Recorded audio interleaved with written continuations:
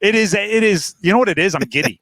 I'm pumped. The college football starts in earnest today. I know we had week 0 last week, but that's really, that's walking through the food court and you get the little spoon of a sample. Right now, we've waited in line. We're there. We're ready to get a full meal. Right? It's not just to whet our whistle. We're here to get a full engulfment of football. We are outside of Carter Finley Stadium. Thank you to Dogwood Bank for providing us the opportunity to be out here. We are out here presented by them. But also, we're out here to see where this state season goes and how much that could impact or will impact Dave Doeren, their head coach. Now, I'm gonna do the coach speak thing here, and then I'm gonna come back to what it actually is. ECU as an opener for state is one game on a schedule, right? It doesn't impact your ability to make the ACC championship. It's one game. Whatever happens, you're still going to put the cleats on, the helmet on. You're still going to play next week. It's a non-conference game against a non-power conference opponent.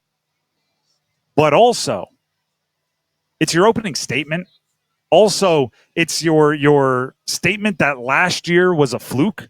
Right? It's rare that you play the last game of last year, the Military Bowl, and then the first game of this year against the same team, where last year was a disappointing season overall. You went 6-7, you finished below 500, and the last game against ECU was a disappointing game. You lost, you fought, you had players ejected. It was a game that quite frankly embarrassed the program a bit, and now you get to come back this year against the same team and say, this is different. Right? We get to make that statement right out the gate is what NC State is thinking, right? Not only is this a different season where 6-7 is unacceptable, but this is a different team where losing to ECU and getting caught up in the extracurriculars is unacceptable. And Dave Doeren, during his early media availability earlier, actually last week, but it was game week for tonight's game last Friday, he was asked if the opener feels bigger playing against ECU.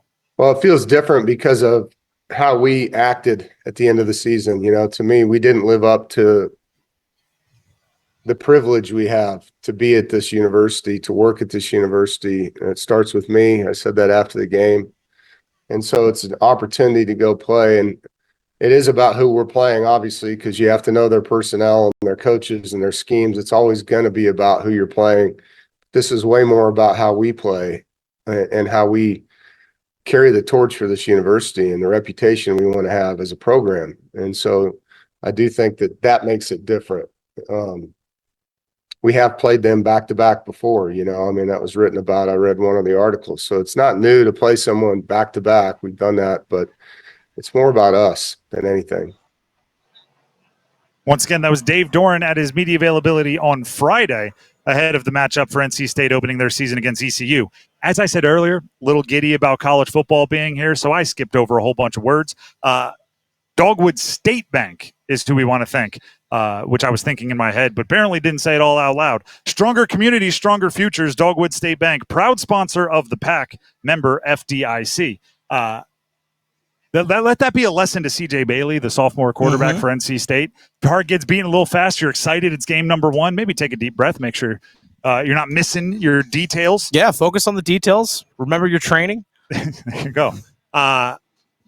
What does today mean specifically for Dave Doeren? There's 2 questions we're going to ask here. What result do state fans need to be happy walking out of Carter Finley Stadium later tonight? And what result do state fans need to be putting Dave Doeren on the hot seat, if that's the way we want to describe it, when they're walking out of Carter Finley? And I'm gonna be clear here.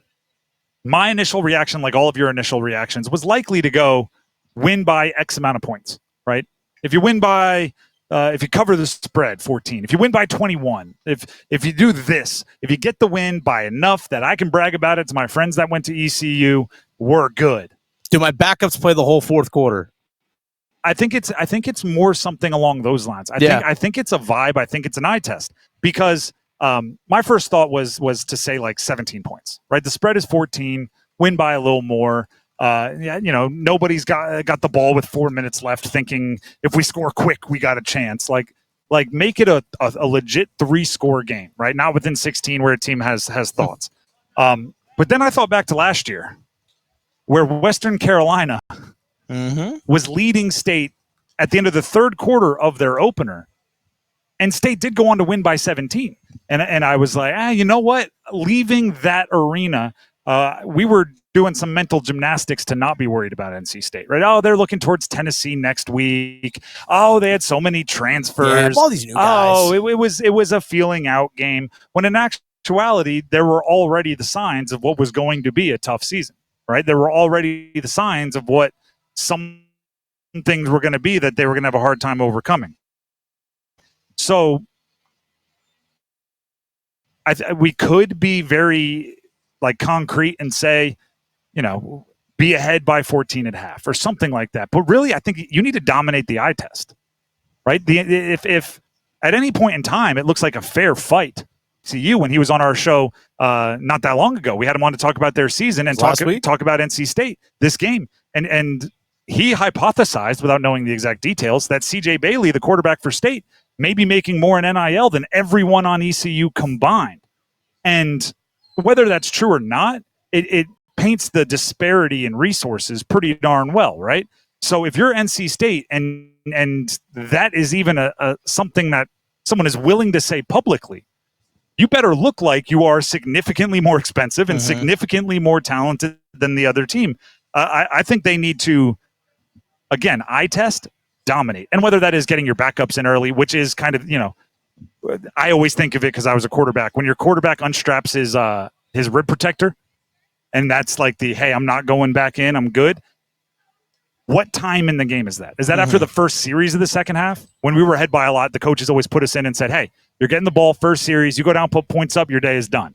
And then it became like, let's go start the second half on a good, pass it over to the backups, and we're done. You unstrap your rib protector and you move on. So if CJ Bailey has his metaphorical, I don't know if he'll actually do it, if he has his rib protector unstrapped by the beginning of the fourth quarter, that's probably a pretty good way to look at it, saying you were a dominant team, your coach isn't worried about anything, you looked the part, let's go ahead and throw this one in there. Yeah, I think that's a big thing as well. I think if this game is tight like it was last year against Western Carolina, or if we see it like it's a one-score game with 5 minutes left type deal, that's gonna put NC State fans uneasy because they're gonna look at that and go, well, what's different than last year? Yep. What's changed? What's changed from the bowl game, which was a close game last year? But what's different? I think that's the thing, is that it has to be that blowout type level. And for example, there's NC State fans in our YouTube live chat. For example, Tom Hunsberger says, if NC State loses tonight, which by the way, if they lose tonight, automatic hot seat.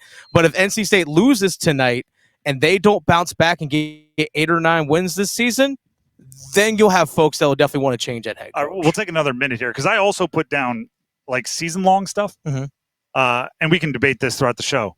To be happy, I think 9 wins or more. To stay off the hot seat, I think 8 wins or more. With some cheat code stuff, in that even if you don't win many or any other games, if you beat UNC, ECU, Wake, Duke, and Notre Dame on the road, then that's down up, left right, circle start. That's a cheat code. That's okay, now you've won the ones that matter. You've hit the magic combo. We're gonna love you regardless, right? So there's a bunch of different ways to get there, but I don't think there's many good outcomes that start with a loss to ECU at the beginning of the year from a vibes and job security standpoint. Then you're fighting for your life, and you're fighting metaphorical life, obviously, but then you're fighting for your coachdom and your culture and everything else.